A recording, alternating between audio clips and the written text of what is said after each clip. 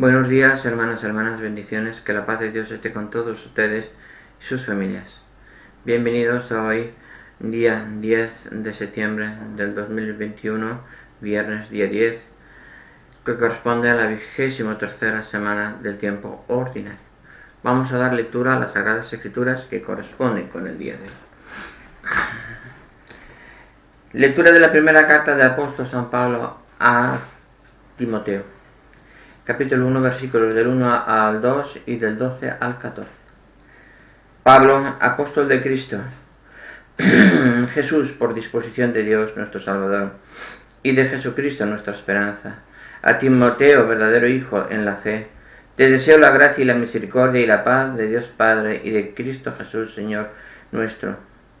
Doy gracias a Cristo Jesús nuestro Señor, porque me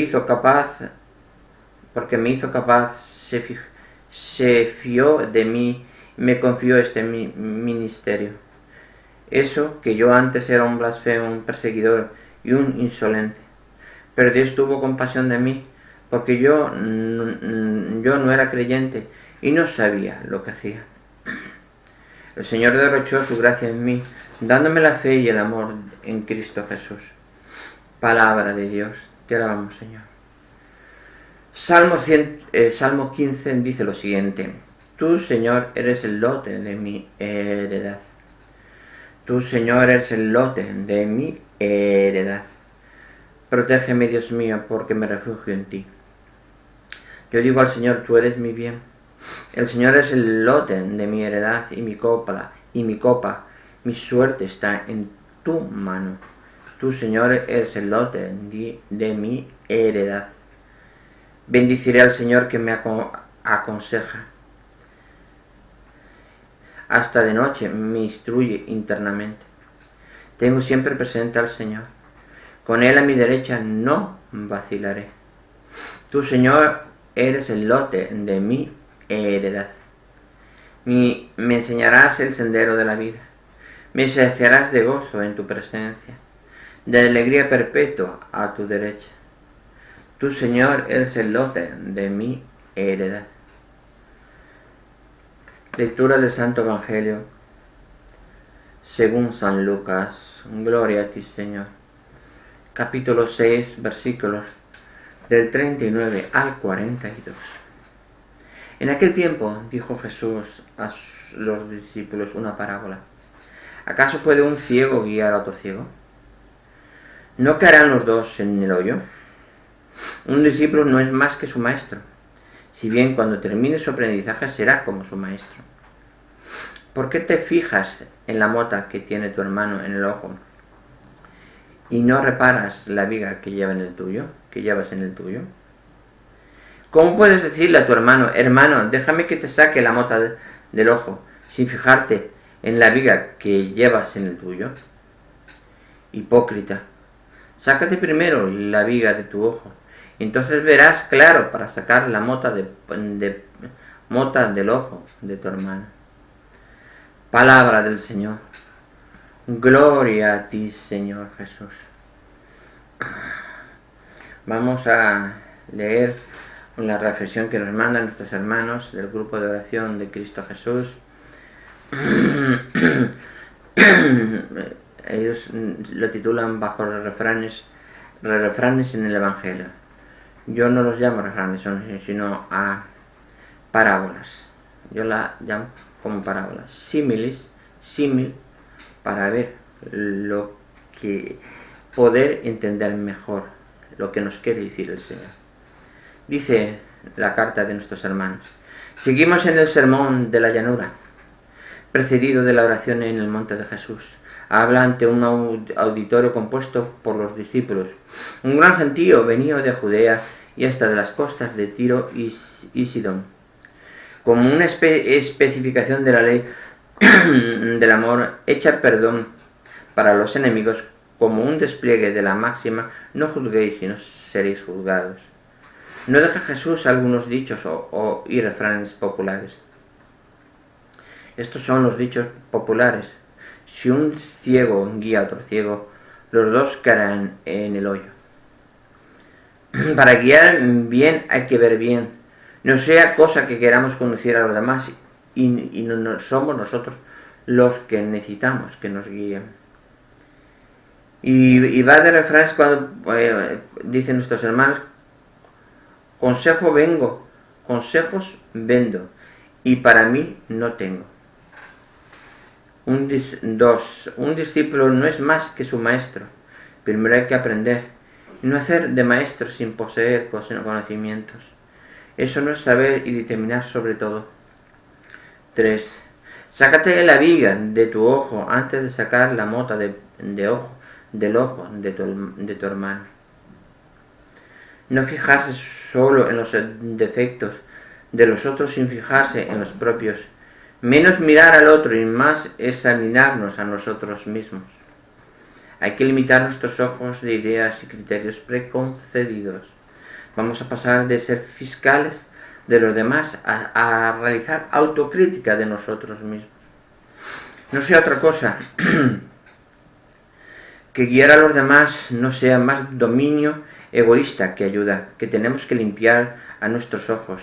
Las ganas de ser maestro de todos y dominar, querer ser más que nadie, quedar ciegos por el afán de las riquezas, por el orgullo de la ciencia y la técnica sin recursos, a la moral, a la conciencia, a la fe.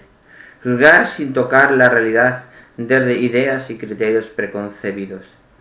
Proyectar sobre los demás nuestras flaquezas y pecados propios. Solo nos queda una regla de oro: mirar con los ojos de Dios. Ojos que no condenan, sino que compadecen. Nos miramos y examinamos desde la palabra del Evangelio en el interior de nuestra conciencia. Mirar cómo miramos a los inocentes que sufren. Así pondremos luz y verdad en nuestro juzgar y actuar. Mirar como Jesús a la mujer adúltera, a Pedro que le niega, a la samaritana que tiene sed, como Jesús el poeta, ojos claros y serenos. Muchas gracias, hermanos, por vuestros comentarios, por vuestra reflexión. Vamos a ahora profundizar en cada parte de las lecturas del día de hoy. La primera lectura, la primera carta del apóstol San Pablo a Timoteo, capítulo 1, versículos del 1 al 2 y del 12 al 14, nos dice muy claramente el apóstol Pablo. Dice: por disposición de Dios nuestro Salvador y de Jesucristo nuestra esperanza, a Timoteo, verdadero hijo de la fe, te deseo la gracia y misericordia y la paz de Dios Padre y de Cristo Jesús por nuestro Señor. Dando gracias. Hay que acostumbrarnos a dar las gracias. Gracias a todo. Apartamos en el caminar, dejamos a una mujer que pase preferencia en la acera. Gracias, aunque no sea nuestra. Cuando estamos dando propina a un camarero, le entregamos una propina que se la damos, y uno así, por dar la propina, aún dice uno gracias. Las gracias hay que acostumbrárselas a dar, acostumbrarlas a que salga del corazón, salga de la conciencia de cada uno. Nos dice así perfectamente, dice: pero Dios tuvo compasión de mí. Pero eso no era antes un blasfemo, un perseguidor, pero Dios tuvo compasión de mí porque yo no era creyente y no sabía lo que hacía. El Señor derrochó su gracia en mí, dándome la fe y el amor de Cristo Jesús.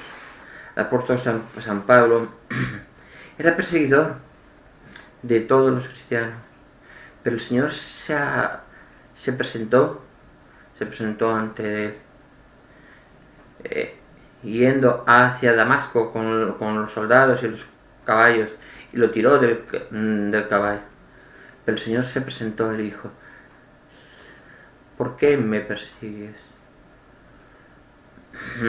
Entonces, ¿por qué? Dice: ¿quién eres tú? Dice: soy Jesús, me estás persiguiendo, ¿por qué me persigues? Entonces, él quedó ciego y fue curado después, y ahí, al recibir el bautismo, recibe al Espíritu Santo, y a partir de ahí derrochó la gracia del Espíritu Santo, dándole la fe y el amor en Cristo Jesús, A partir de ahí se convierte en un gran apóstol, que junto con Pedro son de los apóstoles más importantes. Dice, el salmo de hoy, Salmo 15, dice: Tú, Señor, eres el lote de mi heredad.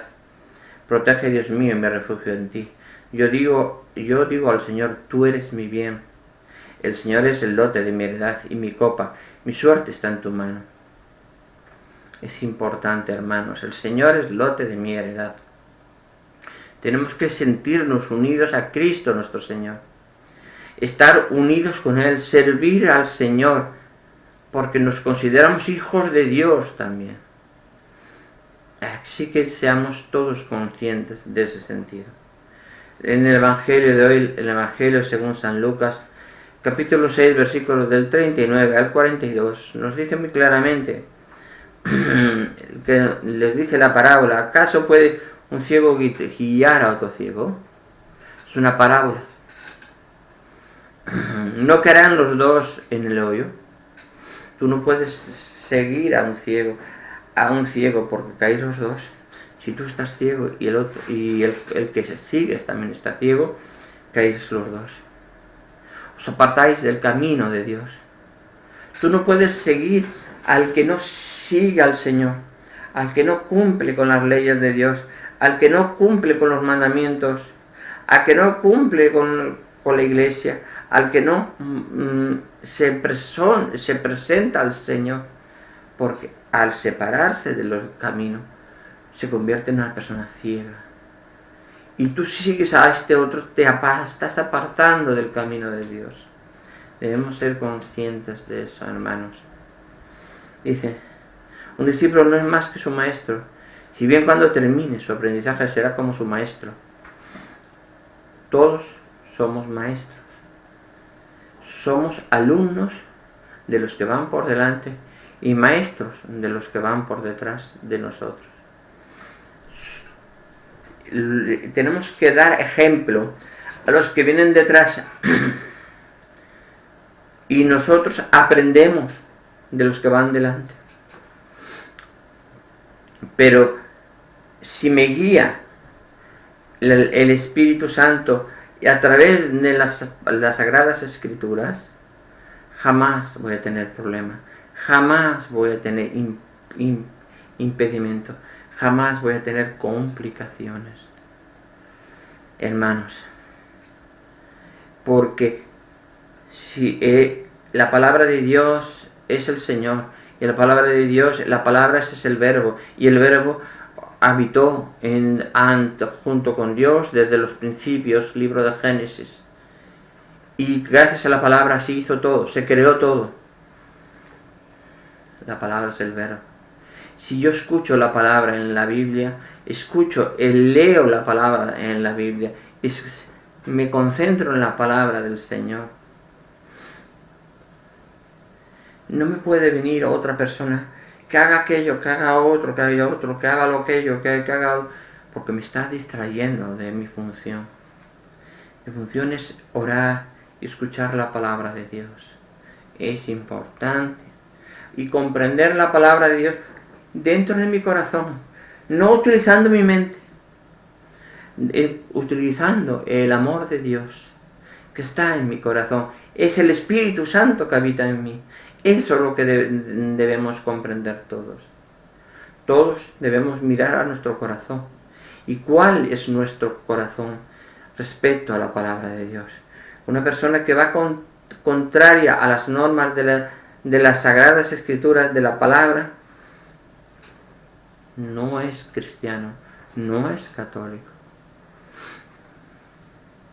Compréndanlo ustedes. Sigue diciendo aquí: ¿cómo puedes decir a tu hermano, déjame que te saque la mota del ojo, sin fijarte en la viga que llevas en el tuyo? Hipócrita, dice el Señor, sácate primero la viga de tu ojo, entonces verás claro para sacar la mota del ojo de tu hermano. El Señor nos dice muy claramente, muy claramente, que nosotros no podemos seguir una persona porque hacemos caso al hombre, pero no le hacemos caso a Dios. Porque si hacemos caso al hombre, no hacemos caso a Dios, estamos yendo por el camino erróneo. Porque el hombre, las personas, tus amigos que te van a llamar a la puerta muchas veces de ellos, te van a buscar por interés. Pero una vez, cuando no tengas dinero, estés perdido, estés agobiado, no tengas a nadie a tu alrededor, esos amigos van a desaparecer. Esos no eran amigos. El único que permanece es Jesucristo nuestro Señor y el Espíritu Santo que habita en uno. Así es, debe ser. Así es, hermanos, así es. Debemos comprender eso. Debemos escuchar nuestro corazón siempre y en todo lugar. Comprender siempre y buscar ese amor que nuestra Madre nos da, ese amor que el Espíritu Santo nos da, ese amor que nuestro Señor Jesucristo nos da y que nos pide nuestra Madre y nuestro Señor. Bendecid, que nos consagremos al Inmaculado Corazón de María y al Sagrado Corazón de Jesús. Y nos consagremos también al Sagrado Corazón de San José, al casto Corazón de San José, para unirnos en una Sagrada Familia, ser fieles a la Sagrada Familia. Hoy en día la familia que reza unida permanece unida. Gracias, hermanos. Vamos a seguir con la lectura de las Sagradas Escrituras en el capítulo 14 que corresponde con el día de hoy. Hirán, rey de Tiro, envió mensajeros a David con madera de cedro, albañiles y carpinteros, para que construyeran un palacio. Entonces David comprendió que el Señor confirmaba su realeza sobre Israel, y que ensalzaba su reino por amor de su pueblo Israel. Una vez en Jerusalén, David tomó más mujeres y engendró más hijos e hijas. Estos son los hijos que tuvo en Jerusalén: Samúa, Sobat, Natán, Salomón, Gihar, Elisúa, Elpalez, Noga, Nefel, Jafia, Elisama, Bel-Yada y Elifelet. Cuando los filisteos supieron que David había sido ungido rey de todo Israel, fueron todos en su busca. David se enteró y le salió al encuentro. Los filisteos llegaron y se desplegaron por el valle de Refraín. David consultó a Dios: ¿debo atacar a los filisteos? ¿Los pondrás en mis manos?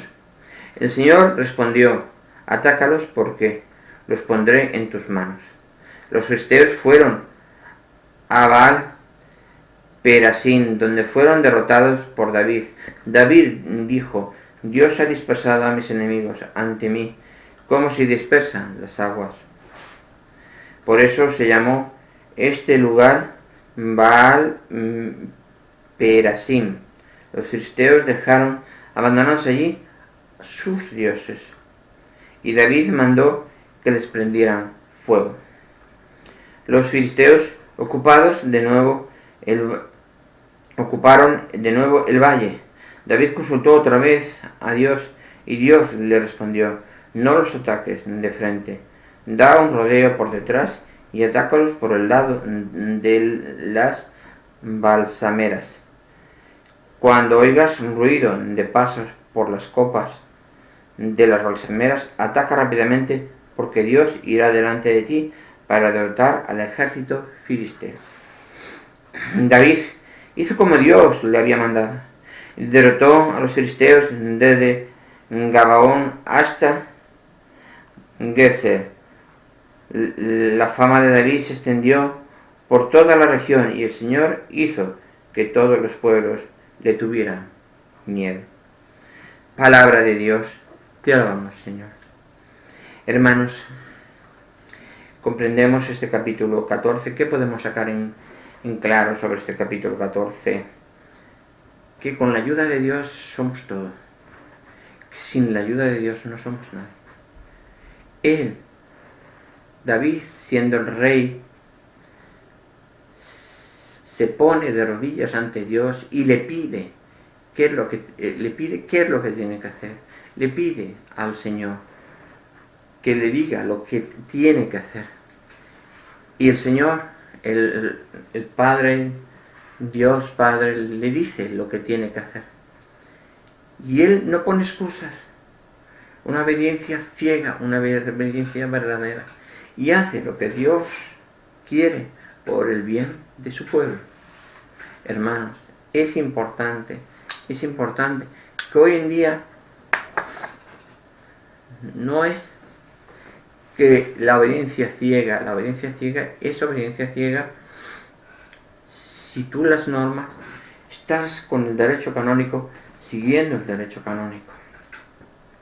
Entonces, todo lo que se dice y solo sea teológico, no fisiológico, no, teológico, solo teológico, y dentro de las normas de derecho canónico, y se dan las normas como se deben dar,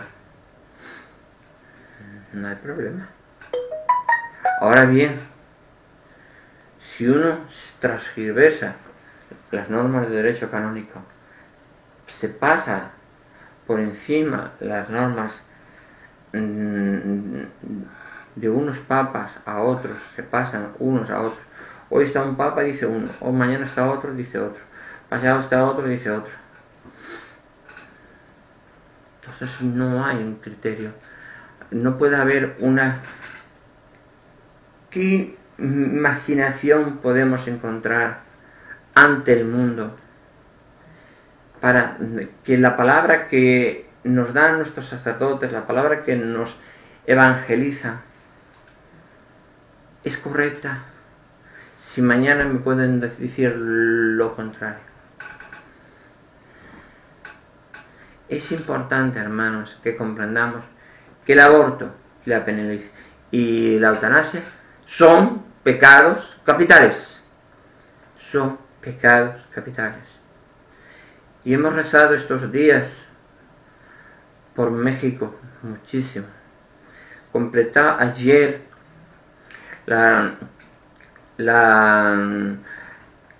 perdió toda por la vida, incluso permiten el aborto. La corte del país permite pues el aborto.